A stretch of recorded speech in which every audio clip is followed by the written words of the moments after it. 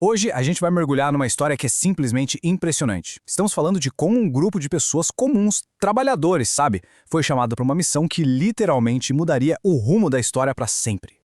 E olha só, essa história não começa em palácios, não começa com reis ou com a elite, nada disso. Ela começa num lugar bem mais simples, com gente humilde, trabalhadores, lá nas margens do Mar da Galileia.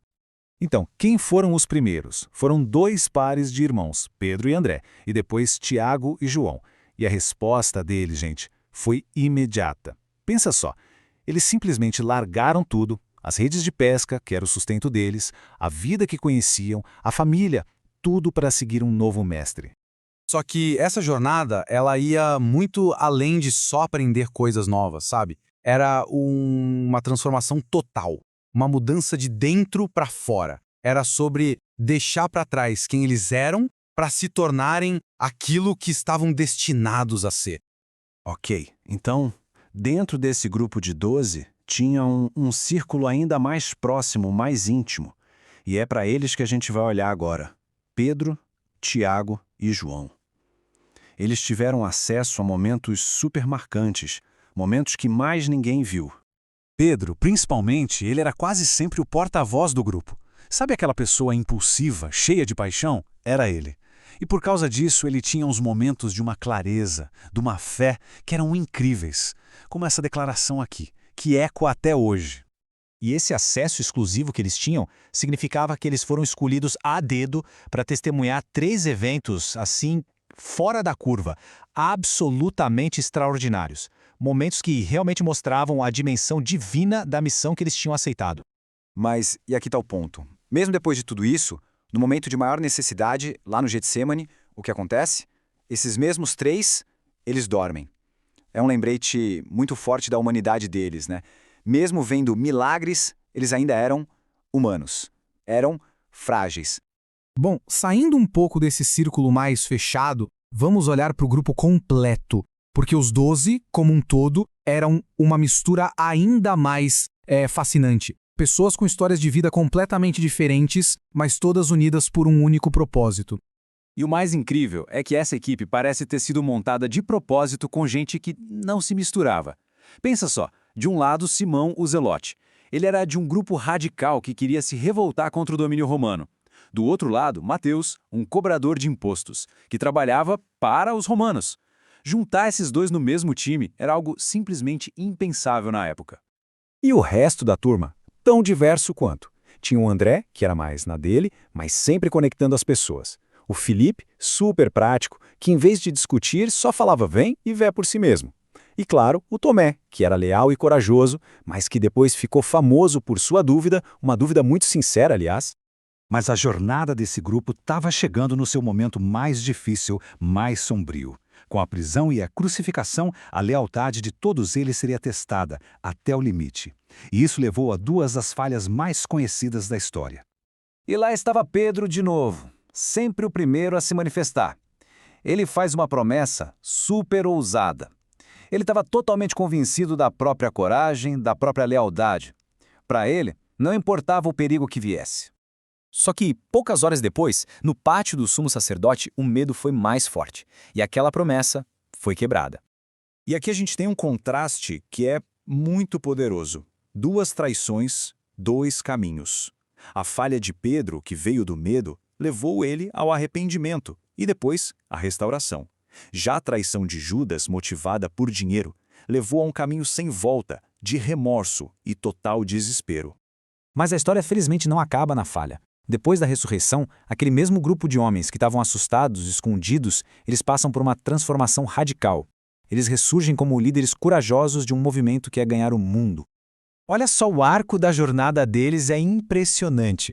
Começa com um chamado humilde, largando as redes, passa por uma crise de medo total, com eles trancados numa sala, e culmina no Pentecostes, quando eles recebem uma nova força para essa missão que se tornou global. E o impacto dessa transformação foi imediato, explosivo. Logo no primeiro discurso público de Pedro, sem o mesmo Pedro que tinha negado Jesus, 3.000 pessoas se juntaram ao movimento.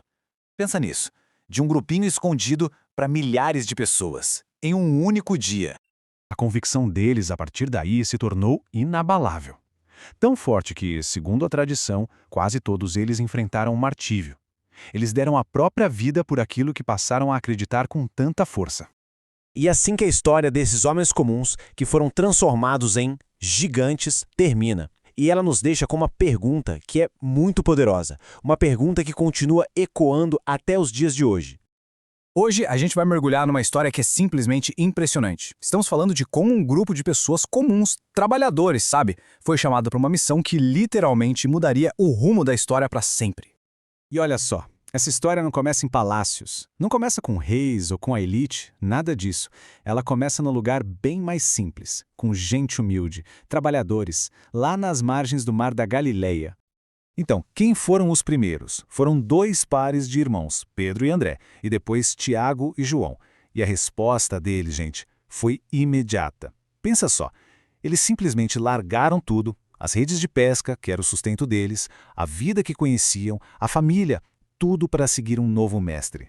Só que essa jornada, ela ia muito além de só aprender coisas novas, sabe? Era uma transformação total, uma mudança de dentro para fora. Era sobre deixar para trás quem eles eram para se tornarem aquilo que estavam destinados a ser. Ok, então, dentro desse grupo de 12, tinha um círculo ainda mais próximo, mais íntimo. E é para eles que a gente vai olhar agora. Pedro, Tiago e João. Eles tiveram acesso a momentos super marcantes, momentos que mais ninguém viu. Pedro, principalmente, ele era quase sempre o porta-voz do grupo. Sabe aquela pessoa impulsiva, cheia de paixão? Era ele. E por causa disso, ele tinha uns momentos de uma clareza, de uma fé que eram incríveis, como essa declaração aqui, que ecoa até hoje. E esse acesso exclusivo que eles tinham significava que eles foram escolhidos a dedo para testemunhar 3 eventos, assim, fora da curva, absolutamente extraordinários. Momentos que realmente mostravam a dimensão divina da missão que eles tinham aceitado. Mas, e aqui está o ponto. Mesmo depois de tudo isso, no momento de maior necessidade, lá no Getsêmani, o que acontece? Esses mesmos 3, eles dormem. É um lembrete muito forte da humanidade deles, né? Mesmo vendo milagres, eles ainda eram humanos. Eram frágeis. Bom, saindo um pouco desse círculo mais fechado, vamos olhar para o grupo completo, porque os 12, como um todo, eram uma mistura ainda mais fascinante. Pessoas com histórias de vida completamente diferentes, mas todas unidas por um único propósito. E o mais incrível é que essa equipe parece ter sido montada de propósito com gente que não se misturava. Pensa só, de um lado Simão o Zelote. Ele era de um grupo radical que queria se revoltar contra o domínio romano. Do outro lado, Mateus, um cobrador de impostos, que trabalhava para os romanos. Juntar esses dois no mesmo time era algo simplesmente impensável na época. E o resto da turma? Tão diverso quanto. Tinha o André, que era mais na dele, mas sempre conectando as pessoas. O Felipe, super prático, que em vez de discutir, só falava vem e vé por si mesmo. E claro, o Tomé, que era leal e corajoso, mas que depois ficou famoso por sua dúvida, uma dúvida muito sincera, aliás. Mas a jornada desse grupo estava chegando no seu momento mais difícil, mais sombrio. Com a prisão e a crucificação, a lealdade de todos eles seria testada até o limite. E isso levou a 2 das falhas mais conhecidas da história. E lá estava Pedro de novo, sempre o primeiro a se manifestar.